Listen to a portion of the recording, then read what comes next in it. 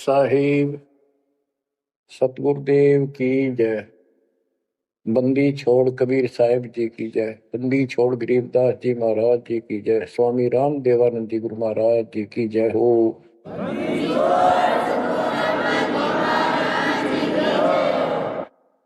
सर्व संतों की जय, सर्व भक्तों की जय, धर्मी पुरुषों की जय। श्री काशी धाम की जय, श्री सुडानी धाम की जय, श्री क्रोथा धाम की जय, श्री बरवाड़ा धाम की जय। सत साहिब परम पिता परमात्मा की प्यारी आत्माओं, परमेश्वर कबीर जी ने आपके ऊपर विशेष रजा की है। आप अमर कथा सुन रहे हो, सत्यनारायण कथा सुन रहे हो, और आप कहीं भी बैठे हो, दाता ने कैसी दया कर दी। चलते फिरते बैठकर परमात्मा का गुणगान सुनो। बच्चों, ये सत्संग जो है ये आध्यात्मिक पढ़ाई है, ये आध्यात्मिक शिक्षा है। इसको समझने के लिए भी काफी समय की आवश्यकता है। जैसे बच्चे स्कूल जाते हैं, यानी 15-16 वर्ष तक तो वो टोटली फ्री होते हैं। अपनी पढ़ाई करो, ट्यूशन लगवाओ, क्लास में पढ़ो। तो ऐसे करते करते वो विद्वान बन जाते हैं, डॉक्टर बन जाते हैं, इंजीनियर बन जाते हैं, और बड़ी बड़ी शिक्षाएं प्राप्त कर लेते हैं। इसी प्रकार आपको ये आध्यात्मिक लेक्चर अटेंड करते रहना चाहिए। संसारिक काम भी करो, शिक्षा ग्रहण भी करो, लेकिन ये शिक्षा साथ जरूर ग्रहण करो। इसके बिना सब व्यर्थ है। वो तो सिर्फ पेट के लिए, रोजी रोटी के लिए जो भी कर्म हम करते हैं सब रोजगार के लिए होता है, और वो रोजगार करते करते नुकसान हो जाता है। सब कुछ करते करते हानि हो जाती है, कोई लाभ नहीं मिलता। इधर कमाते हैं, उधर रोग हो जाता है, यहां से कमाया उधर खत्म हो गया। तो परमात्मा के चरणों में आने के बाद, इसकी शरण में आ जाने के बाद, तो ये इस तरह के कष्टों को कम कर देगा।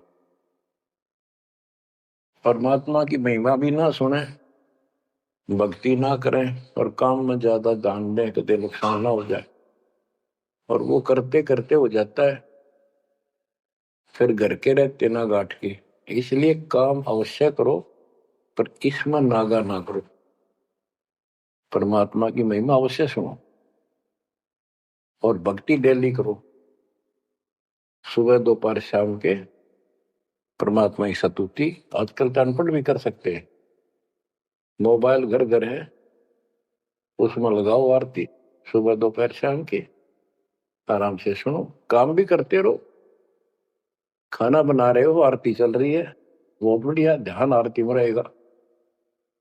जैसे ड्राइवर गाड़ी चलाते हैं, ड्राइविंग तो बहुत सावधानी का काम होता है, लेकिन उसमें बातें करते रहते हैं, वो चलाता भी रहता है।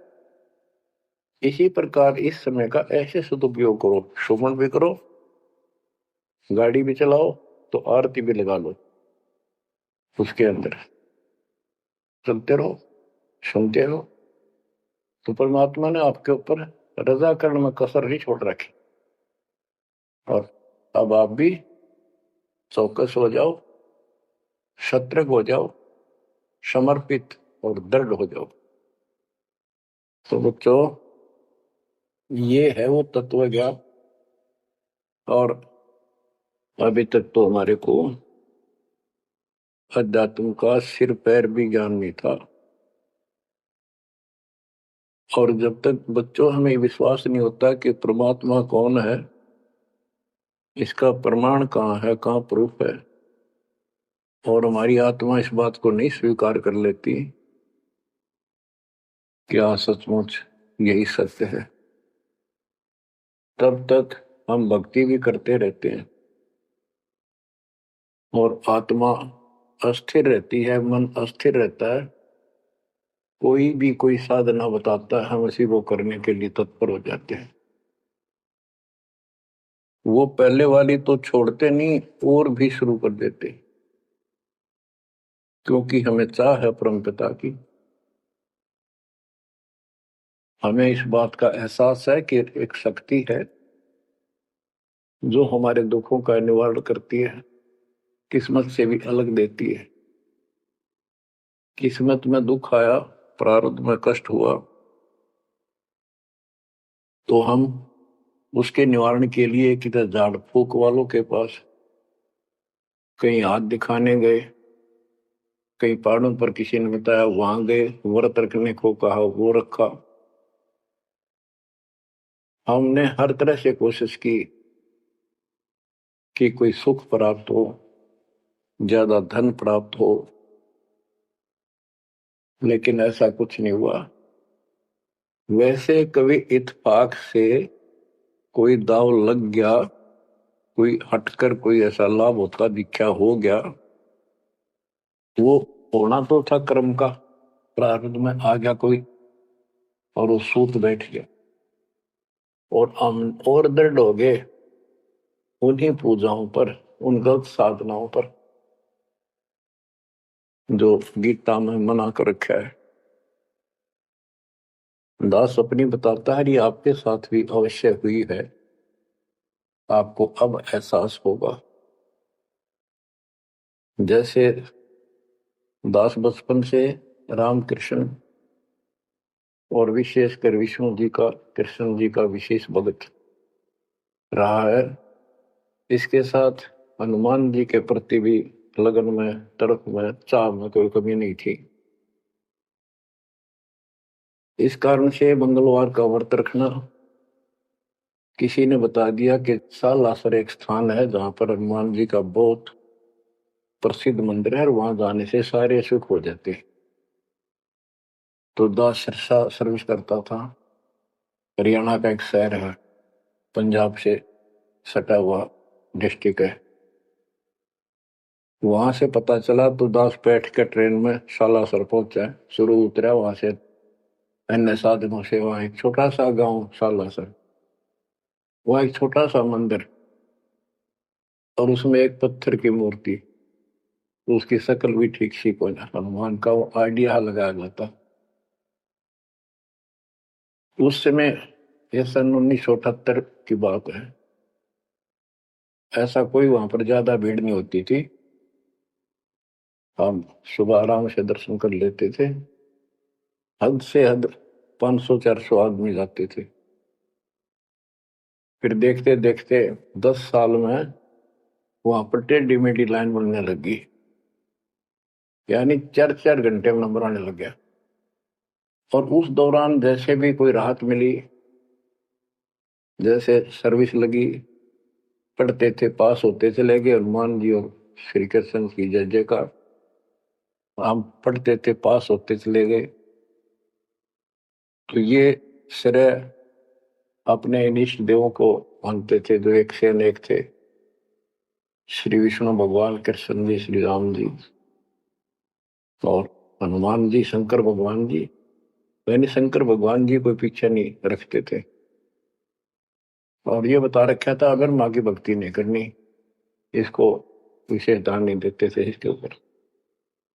फिर भी पास हुए, सर्विस लगी, पुत्र प्राप्त हुआ, फिर संतान होती चली गई, और इतनी खुशी हुई कि सारा कुछ हनुमान जी ने, श्री कृष्ण जी ने, विष्णु जी ने कर दिया।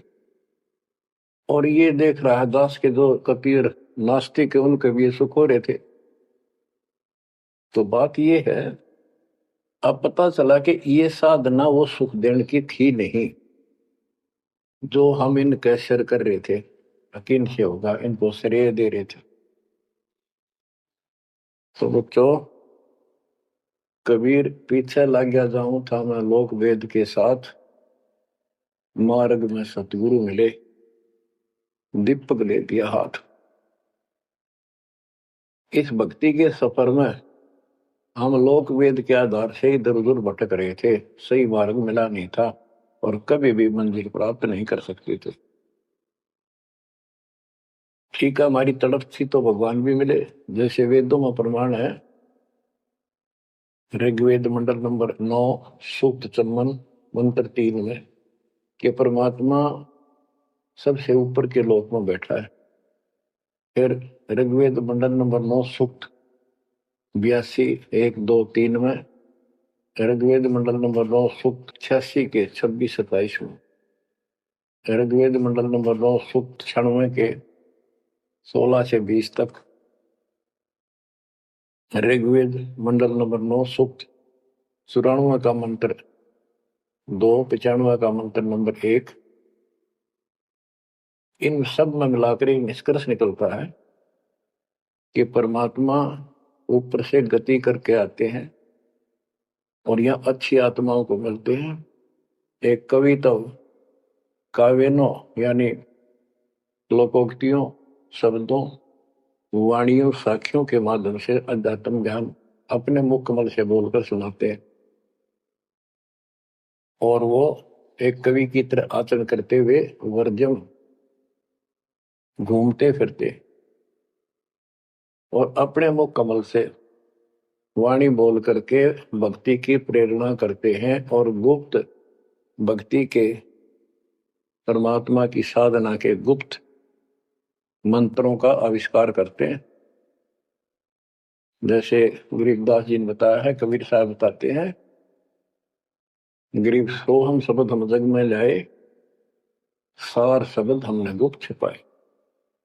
यानी सोहम शब्द किसी भी ग्रंथ शास्त्र में, जिनको शास्त्र मानते रहे हैं 600 साल पहले पहले, उनमें नहीं है। और सोहम नाम का प्रचलन बहुत पहले से चल रहा है, पर इन किताबों में नहीं था। क्योंकि कबीर साहब कहते हैं, हम बैरागी ब्रह्म पद सन्यासी महादेव, सोहम मंत्र दिया शिव जी को करे हमारी शेष।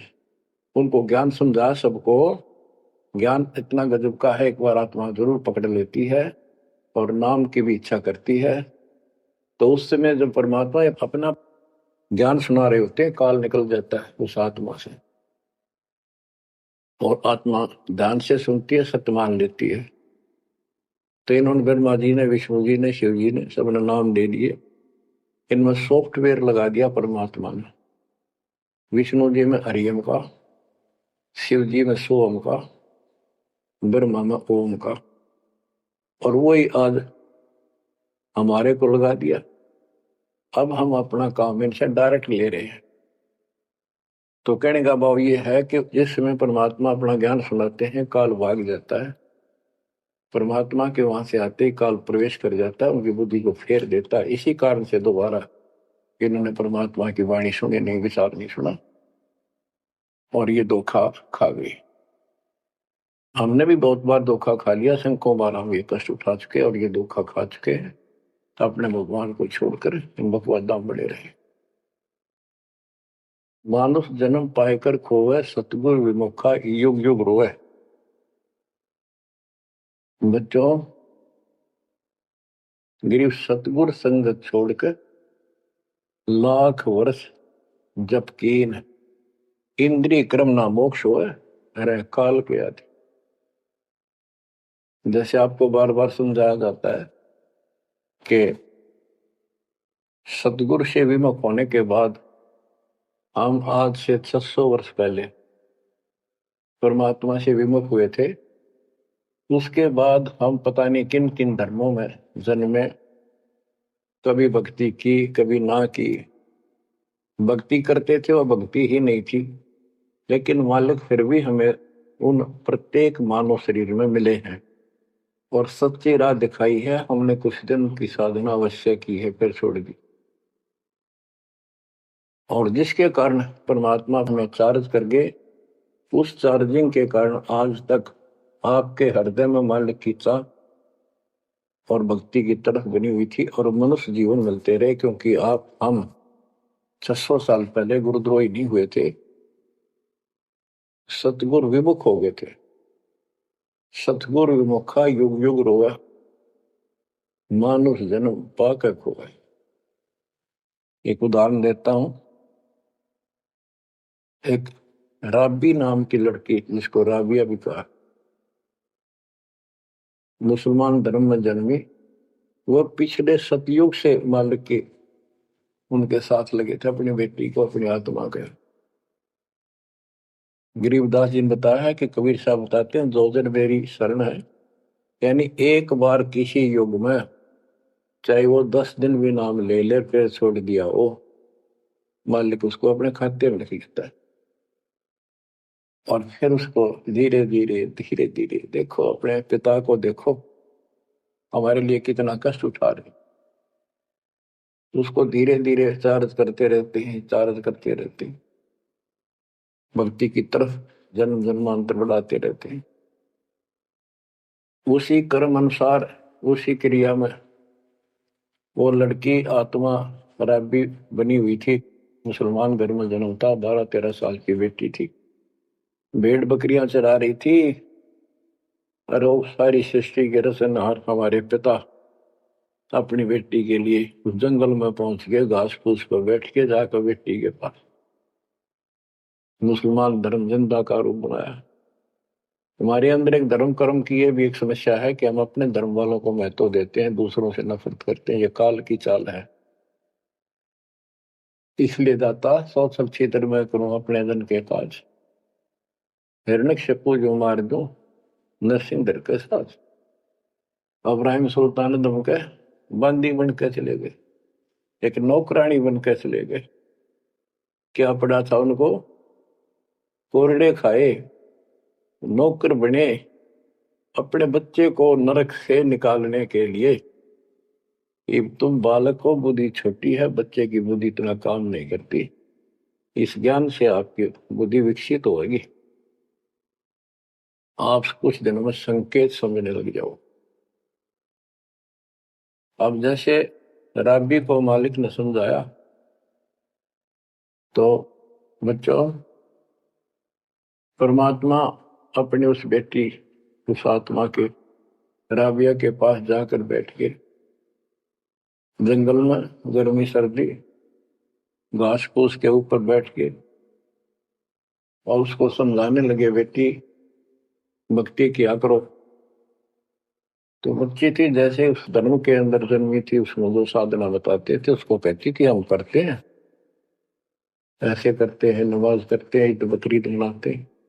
तो परमात्मा ने उनको काफी समझा, कई दिन लगातार जाते रहे, फिर चले जाते फिर आ जाते। अंत में लड़की ने स्वीकार कर लिया, भगवान मुझे वो सच्चा राह बता दो जिससे मोक्ष मिले। परमात्मा ने उनको मंत्र दिए, ये मंत्र दे दिए पांचों, लेकिन ये नहीं बताया ये किस किस के हैं, क्योंकि इसके बताने की जरूरत भी नहीं है। या तो चाबी है, किसी भी खजाने की है या कोई और सामान वाले की है, उस ताले के लाओ खुल जाएगा और उसमें जो सामान है आपको मिल जाएगा। फिर भी याद होना आवश्यक है कि ये इसमें यू सामान है, इसमें यह सामान है। तो लड़की ने कुछ दिन मालिक की साधना की, 4 वर्ष। उसके बाद समाज के दबाव में शानी होगी, उसने यहां तक फैसला कर लिया कि ये तो संस्कार बढ़ते चले जाते हैं, शादी ही नहीं कराऊंगी, विवाह नहीं कराऊंगी। उसने निकाह करने से मना कर दिया। माँ बाप ने कोशिश की, लेकिन बिल्कुल स्पष्ट शब्दों में कह दिया, मैं विवाह नहीं करूंगी, मैं अल्लाह खुदा को प्राप्त करूंगी। माँ बाप परेशान हो गए कि बच्ची है, इसने तो जिद लगा ली, और इसका जीवन कैसे पार होगा, कैसे पास होगा, तो हो ही नहीं सकता। माँ बाप ने कहा, बेटी या तो निकाह कर लेना, हम दोनों मरेंगे। लड़की ने सोचा, चल माता पिता की हत्या का क्यों सिर पर दोष लूं, आगे अपने पति से बात कर रहे हैं। निकाह हो गया। मुसलमानों के अंदर लड़की से अपनी राय पूछी जाती है विवाह के समय कि क्या आपको ये निकाह कबूल है। लड़की यस कर देती है तो विवाह होता है, न तो नहीं होता। ये स्वतंत्रता बेटी को है। उसने यस कर दी, विवाह होगा। उनका पति बहुत बड़ा अधिकारी था, अफसर था, साहब था। मुसलमानों में एक से अधिक विवाह भी हो जाते हैं, सामान्य बात है। तो उसने यही विचार किया था कि तो शादी और कर लेगा, वहां दबाव बनाऊंगी ना तो मर जाऊंगी, और क्या इलाज है। तो उसने अपने पति से अपना उद्देश्य बता दिया, मैं भक्ति करना चाहती हूँ, मेरी कतई तमन्ना नहीं है कोई शादी और बच्चे पैदा करने की। यदि आप मेरे साथ जबरदस्ती करोगे तो मैं सुसाइड करूंगी। उनका पति भगवान से डरने वाला मुसलमान था, वास्तव मुसलमान था। उसने कहा, राबिया, आपने निकाह कबूल क्यों किया, ये बता। उसने कहा कि मेरी मजबूरी थी, मेरे माता पिता मर जाते, मैं वो दोष नहीं लेना चाहती थी। उनका भी काम बन गया कि आप बताओ आपका क्या इरादा है। मेरा फाइनल है, या तो मौत या अपनी भक्ति करूंगे। इतना दृढ़ विश्वास देखकर उसने कहा कि राबिया कोई बात नहीं, आप भक्ति करो, मैं अल्लाह के मार्ग में बात नहीं बन सकता, मैं भी भगवान से डरने वाला हूं। लेकिन जैसे आपकी लोक लाज के कारण आपके पिता की समस्या प्रबल थी, इसी प्रकार समाज हमारा भी है, लोक लाज हमें भी है। आप मेरी दृष्टि में, मेरी तरफ से तो मेरी सिस्टर होगी, समाज की दृष्टि में मेरी वाइफ बनकर रहना होगा। वो बोली मुझे मंजूर है। उसके लिए अलग व्यवस्था कर दी, अपनी भक्ति कर, किसी चीज की कमी नहीं आने देंगे। उसने अपनी और शादियां कर ली। अब वो 50 साल की होगी, सब देखा कि ये तो बिल्कुल देवी का रूप है, पलक भी उठाकर नहीं देखती। ये पिछले संस्कार थे, वो बैटरी चार्ज थी, उसमें चाह थी, आगे बैटरी लगी नहीं है, धीरे धीरे नष्ट होगी। या रोड मारा काल मारी, ये बहुत बड़ा षड्यंत्र है। सतगुरु कबीर साहब ने इसको कोई खोल नहीं सकता, इसे बचा भी नहीं सकता। इसलिए सतगुरु की शरण नहीं छोड़नी चाहिए। उसने अपने पति, जो संसारिक दृष्टि के पति से कहा कि मैं हज करने जाना चाहती हूँ। उसके पति ने कहा, बहुत खुशी की बात है, मुझे पुण्य मिलेगा आपके सहयोग में, और कोई व्यवस्था ऊंट घोड़े की करवा देता हूँ, उस पर आराम से बैठ कर जाइए। बोली नहीं, मैं पैदल जाऊंगी, क्योंकि ये आस्था हमारी भगवान के प्रति अहंकार में नहीं, ऐसे जाना तो और बढ़िया है, ये वो शुरू से धारणा है। उसमें साधन भी नहीं होते थे, ऊंट घोड़े होते थे, रेगिस्तान में ऊंट ही चलते थे। वो बोली नहीं, मैं पैदल जाऊंगी।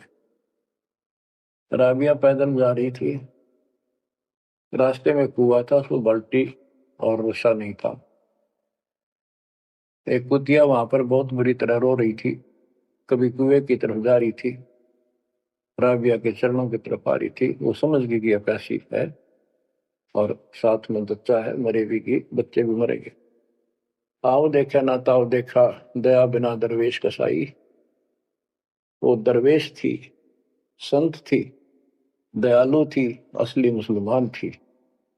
उसने अपने बाल पाड़े सिर के, रस्सी बनाई लंबी, वो 100 फुट नीचे पानी होता था, और फिर अपने कपड़े निकाल कर शरीर के उसके बांध कर नीचे भिगो के बाहर टपकाए, निचौड़े एक मटके के टूटे हुए पात्र में। कुतिया ने जी भर का पानी पिया, और लड़की ने अपने जो सिर के बाल पाड़े, थोड़ा बहुत खून निकला था, रक्त, ब्लड को साफ किया, कपड़े पहन लिए, मक्का के लिए चलने लगी। वो मक्का उठ के कुएं के साथ आकर खड़ा हो गया। लड़की ने तो जाना ही मक्का में था, एकदम प्रवेश कर गई। उधर इब्राहिम सुल्तान दम की पहले बॉडी में वो आत्मा गई हुई थी, क्योंकि परमात्मा उनको भी प्रेरित करते हुए आ रहे थे। जो इब्राहिम सुल्तान दम बाद में सम्मान बना, तो जिनको ये ज्ञान हो जाता था, वो अपने धार्मिक मेलों में जरूर जाते थे औरों को समझाने के लिए। तो इब्राहिम सुल्तान अब्दुल गालिब आत्मा वहां गई हुई थी, लोगों में चर्चा हुई, वे मक्का गया कहाँ। हद होगी, मंदिर ही नहीं है यहाँ पर। तब अब्राहिम सुल्तान अदम कहता है, गरीबदास जी बताते हैं, सुल्तान अदम मक्के गया, मक्का नहीं मकान, गया रांड के लेन को यूं कह अदम सुल्तान। लोग बोले रे क्या बोल रहा था, फिर इतने में वो मक्का वापस आ जाता है। और उसमें से राबिया निकली। राबिया देखी, लोग भाग कर प्रवेश किया, देखा तो एक राबिया एक लड़की, उसने अपना परिचय दिया। पूरे मुसलमान समाज में ये बात फैल गई, चर्चा का विषय बना कि भक्ति हो तो राबी जैसी, भक्ति हो तो राबी जैसी, जिसके लिए मक्का उड़कर चला गया जहाज के समान, एयरप्लेन के समान। तो वह हज के लिए गए हुए व्यक्ति अब्राहिम सुल्तान से बोले, अरे भले आदमी, तो एक देवी को क्या कह रहा था, गया रांड के लेने को, नो कह तुम सुल्तान एक नकमी आत्मा को ये मक्का लेने गया है। तेरा तो भाई दिमाग खराब हो गया, ऐसी देवी के बारे में ऐसे शब्द बोले, तुझे पाप लगेगा, दोजख में जाएगा। तब उसने उनको बताया, ये कभी आत्मा इसके लिए आए थे, इसको वहां मिले थे ऐसे ऐसे, और इसने वो सत भक्ति छोड़ दी। क्योंकि परमात्मा साधु रूप में कहीं प्रकट हो जाते हैं, ये उनका एक नियम है, अच्छी आत्माओं को मिलते रहते हैं। तो उस अब्राहिम सुल्तान वाली आत्मा को बताया था कि ऐसे एक राबी नाम की बेटी है, उसको भी मैंने ज्ञान दिया, पर नालायक ने वो भक्ति छोड़ दी दुख पाव में। तो उसने बताया कि इसको सत भक्ति मिली थी, डरे डोना ही है यार, उस पिछली साधना के कारण ये सब कुछ हो रहा है। परंतु उन लोगों के अबन में कहाँ समाने वाली थी अब बात, दो अक्षरों में। उस जीवन को पूरा करके वो लड़की, वो आत्मा अगले जन्म में एक बांसुरी नाम की लड़की बनी, जन्म हुआ। धार्मिक शब्द सुनाया करती थी, बड़ी परमर की प्रेरणा थी, उसमें भी अनमैरिड रही वो। और यहां तक विचार कर लिया कि ये सुना है मक्के में जो मरता है वो सीधा जन्नत में जाता है, स्वर्ग में। तो इससे बड़ी अवसर कहाँ मिलेगा, अगर दोस्ता होगी। मक्के में अपनी गर्दन काट दी और चढ़ा दी, सब जगह ये चर्चा होगी, भाई बांसुरी तो जन्नत में जाएगी, सिद्ध दरवाजे खुले हैं। अब बताओ, वो तो लोक वेद था, तत्व ज्ञान क्या कहते हैं। उसके बाद वो लड़की अगले जन्म में फिर लड़की रूप में जन्मी, युवा होकर वैश्या का जीवन दिया, सारा जीवन गंदे कर्म करो, एक भी अच्छी सोच नहीं, छोड़ दिए कर्म काल में। मानुष जन्म पाकर खोए, सतगुरु विमुखा युग युग रो। वो फिर मर गई उस गंदे जीवन को भोग, पाप इकट्ठे करके ढेर लाग। उस 3-4 साल की साधना से उसको मनुष्य शरीर मिलते रहे। उस दौरान परमात्मा ने कोशिश की, लेकिन वो रंग में रंग चुकी थी। बांसुरी वाले में खुद गायक बन गई, लोग प्रशंसक हो गए, बड़े बड़ी अल्लाह का ज्ञान सुनाती है। और वैसा बनने के बाद उसी कर्म वैसे फूट लिए, अच्छे बात समझ में नहीं आई। वो फिर मृत्यु को प्राप्त हुई, वैसा का जीवन, गणका का जीवन भोग कर फिर वो शेख तकी नाम के एक धार्मिक मुसलमान पीर के घर जन्म लिया बेटी के रूप। 11 वर्ष की 12 वर्ष की आयु पूरी करके वो मर गई, समय संस्कार पूरा हुआ। परमात्मा कहते हैं, सो सल छिदर मैं करूं अपने जन के काज, उस आत्मा को फिर अपने चरणों में लेना था, अपनी प्यारी आत्मा। जो जन मेरी शरण है ताका हूं मैं दास, केल के लाग्या करूं जब लग धरती आकाश। तो कारण बनाया, शेख तकी के मन में ये धारणा पैदा की कि राजा सिकंदर लोदी से, जो उसका धार्मिक पीर था शेख तकी, उसने कहा कि आप कहते हो, इसने कबीर ने रामानंद जी को जीवित कर दिया, गर्दन काट दी थी आपने, और आपका जलन का रोग ठीक कर दिया। कमाल जिंदा कर दिया। वो तो वैसे उसमें सदमे में था, वो ऐसे वैसे हो जाता, इत्तेफाक उसको जीवित होना था, इसका कबीर का नाम बन गया। जब जानू मैं इसको, मेरी बेटी को जिंदा कर दे जो कब्र में दबी हुई है, 15-20 दिन हो गए। तो कबीर साहब से कहा गया, कबीर साहब ने कहा कि आसपास के लोगों को बता दो कि आ जाओ, एक कमाल होगा। उस शेख तकीर ने ढिंढोरा पिटवा दिया कि इसकी बेइज्जती हो तो छक्का हुआ है, मूर्ख बना रहा। उधर कबीर साहब ने कह दिया कि भाई खूब बुला लो, आसपास जितने बुला सकते हो, सबके सामने देखते हैं परमात्मा की क्या रजा होती है। हजारों व्यक्तियों के सामने कब्र खुलवा दी, उसमें 100 पड़ा था। कबीर साहब ने कहा एक शेख तकी की बेटी जीवित हो जा,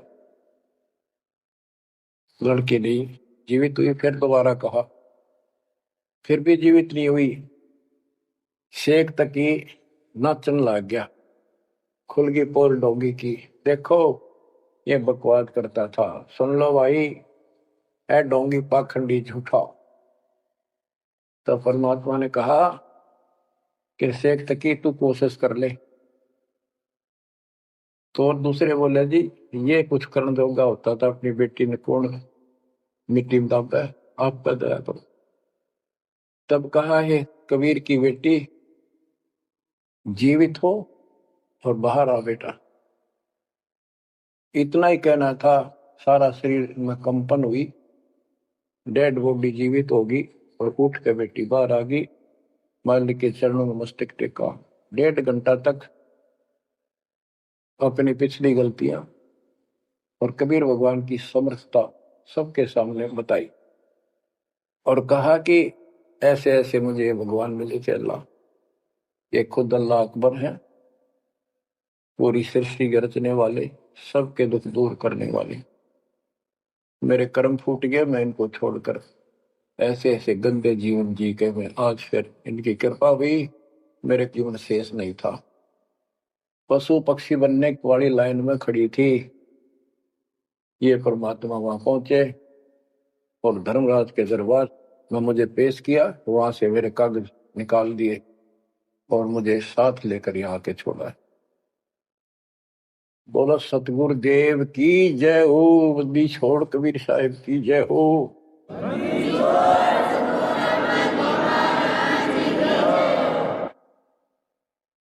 तो कबीर साहब ने कहा बेटी जा अपने पिता के साथ, शेख तकी के साथ। तो बेटी बोली मुझे अपना पिता मिल गया, अपना मालिक मिल गया,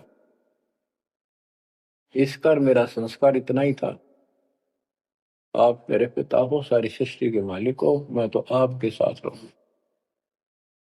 अपने गुरु के मैं संग संग होली, अपने गुरु के मैं संग संग होली, सखेरे मोहे नेकन आई लाज, आज मोहे गुरु दर से दिखाए।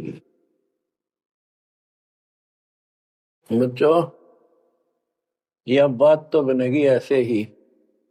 एक देसी कहावत है, पानी तो झील में नीचे के स्थान पर आके ही टिकेगा। वैसे पलट में कितना ऊंचा चढ़ जाए लेकिन टिकेगा वहीं आके। मन का तूफान बकवादों का, कहीं धक्के खा लो, आके बात बनेगी सतगुरु शरण। गरीबदास जी कहते, गरीब सतगुरु संगत छोड़कर लाख वर्ष जबकि इंद्रिय कर्म ना मोक्ष हो, रहे काल के अच्छी है। सतगुरु पूर्ण संत की संगत छोड़कर चाहे लाख वर्ष तक ये जप करते रहियो, चाहे ये जाप करते रहना, इसका कोई यूज नहीं होगा, क्योंकि कनेक्शन कट चुका होगा, मर्यादा भंग होगी। गुरु बिन माला फेरते, गुरु बिन देते दान, गुरु बिन दोनों निष्फल है, वो व्यर्थ जाएंगे।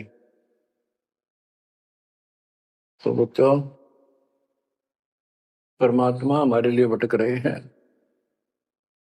इन पिछली गलतियों से सबक लो, इनको फिर से ना दोहराना। जैसे आपको बताया है कि कबीर भगवान है, ये सारी सृष्टि के रचने वाले हैं, ये हमारे पिता, हमारे जनक है, हमारे कष्टों को दूर करने वाले संकट मोचन यही है। लेकिन हम इनको छोड़कर अन्य उपासना करते रहे हैं।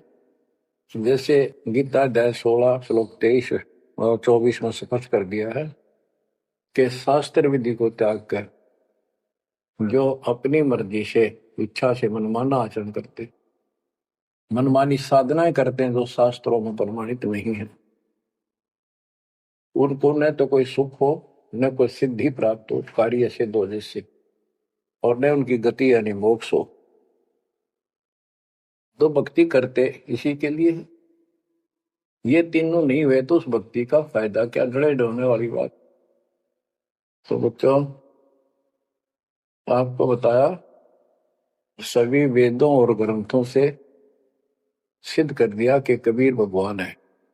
वेदों को तो पूरा विश्व मानता है और हिंदू समाज तो इस पे कुर्बान है। उसके बाद दूसरा नंबर गीता, वेदों से भी प्रथम आ चुकी है वर्तमान में, क्योंकि इसमें ज्ञान बिल्कुल संक्षिप्त में और बहुत तीर्थाई सीरीज में। तो इसलिए इनमें सबसे आपको प्रमाणित कर दिया कि कौन सी भक्ति करनी है, कौन सी ना करनी है। गीता 16 के 23 में तो बता ही दिया कि शास्त्र विधि को त्याग कर मैं आचरण करता हूं, को कोई यूज नहीं। 24 में कहा कि इससे तेरे लिए अर्जुन शास्त्र ही प्रमाण है, कर्तव्य जो साधना करने योग्य है और अकर्तव्य जो ना करने वाली है, इन्हीं के आधार से करो। गीता अध्याय 9 श्लोक 25 में कहा कि भूत पूजने वाले भूतों को प्राप्त होंगे, पितर पूजने वाले पितरों को प्राप्त होंगे, देवताओं की भक्ति करने वाले देवताओं को प्राप्त होंगे, और मेरी भक्ति करने वाला मुझे प्राप्त होगा। अपनी साधना का पूरी गीता में 8वें अध्याय के 13वें श्लोक में एक मंत्र बताया है, ओम इति एक अक्षर ब्रह्म व्यवहारण माम अनुसमरण यह प्रयाति तजन देव से याति प्रभाव। मुझ ब्रह्म का कि उस तत्व ज्ञान के अंदर सब कुछ निष्कर्ष है, उसको समझो। यही कुरान शरीफ के अंदर, कुरान मजीद के अंदर सूरत फुरकानी 25 आयत 52 से 59 में यही स्पष्ट किया है। वो कबीर नाम का परमात्मा है जिसने सारी सृष्टि रची, जिसने सब आपको संतान माता पिता का रूप दिया, सबके कर्मों को वो काटने वाला है, सबके कर्मों को ठीक से जानता है। 6 दिन में सृष्टि रच के जो 7वें दिन तक पर जा विराजा, उसकी खबर किसी बाखबर से पूछो। गरीबदास जी कहते हैं वेद कतेब एक है भाई, और वेद कतेब का ज्ञान है दूर, वो संतों का मार्ग दूर। ये अधूरा ज्ञान है, जब इसमें स्पष्ट है ही नहीं, जब ये कह दिया कोई और बताओगा तो वो और अब आपके सामने है, आपको प्राप्त हो चुका है। अब भी बच्चों नहीं समझोगे तो कौन सी विधि अपनाए जो आपकी आंखें खोलाए। कबीर द्वार धनी के पड़ा रहे, धक्के धनी के खावे, 100 काल झकझोरी कर द्वार छोड़ नहीं जावे। अब आपने इतना करना है, इस ज्ञान को समझकर मालिक से दूर ना होना, सतगुरु विमुखा मत हो जाना। इसमें आपको अच्छा लगे चाहे कोई कष्ट लगे, वो कष्ट भी गॉड गिफ्ट होगी। हो सकता है पता नहीं कौन सा पाठ सा कष्ट आपका हल्के में टल रहा हो, पर जल्दी ना करा करो। और तो धरती पर कहीं जा रही हो तुम्हें कभी राहत नहीं मिलेगी। तो बच्चों, मानत ना मन मोरा साधो, मानत ना मन मोरा रे, बार बार मैं ये समझाऊं जग में जीवन थोड़ा रे। बार बार मैं ये समझाऊं, जग में जीवन थोड़ा, दुविधा दुर्मति चतुराई में जन्म गया नर तोरा रे। अब भी आने में लो सत्संग में, करो गुरु ज्ञान पर गौरा रे। अब भी आने में लो सत्संग में, करो गुरु ज्ञान पर गौरा रे। शरण पड़े को गुरु संभाले, जाने का बालक भोला रे। कहे कबीर तुम चरण चित राखो, जो सोई में डोरा रे। कहे कबीर तुम चरण चित राखो, जो सोई में डोरा रे। मानत ना मन मोरा साधो, मानत ना मन मोरा रे। बार बार मैं ये समझाऊं, जग में जीवन थोड़ा रे। बच्चों, जैसे धागा सुई में चिपका रहता है, ऐसे लटके रहियो परमात्मा के दास के चरणों, मोक्ष मिलेगा सत्साहिब।